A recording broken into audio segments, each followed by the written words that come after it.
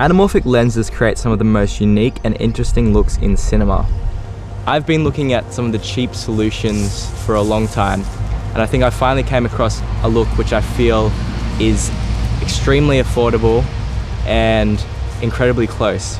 So these are Zeiss Contax lenses with 2x oval iris installed, and pretty much what is involved in the process is that the normal oval iris is removed and a fixed oval iris is installed.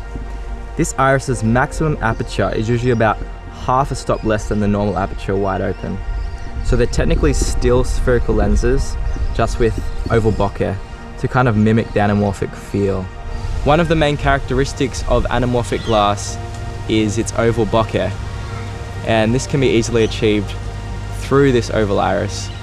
The reason why I think that Zeiss Contax lenses make a great choice for modification is because they are much older glass, and so their unique character makes them much softer than other modern lenses. Zeiss Contax lenses are also relatively cheap, and I think that they have great images at a much cheaper price point. One of the interesting things about these lenses is, however, that you still need to crop to get a widescreen frame. There is no de-squeezing process, and so you don't get extra resolution by using these lenses, but you actually lose resolution like you normally would when shooting spherically for a widescreen aspect ratio. I've had to use a Vari-ND to nail the exposure since it is a fixed iris, and that's what you kind of need to do if you want to shoot wide open in a daytime exterior. I got my lenses modified here in Australia from a guy called Dom Jager, who charged about $400 per lens.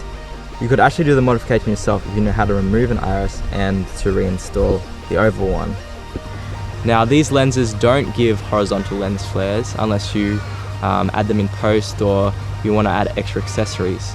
But I don't think really that's necessary to achieve the look that I'm after. So the anamorphic look is something which all cinematographers are interested in. Anyone who's interested in creating a high-end cinema look, they're usually talking about affording 40 or 50 grand anamorphic lenses. And this just isn't practical for a low-budget filmmaker or someone who just wants a look similar but for a cheaper price. And so I think these Zeiss Contax lenses with an oval iris are a great alternative.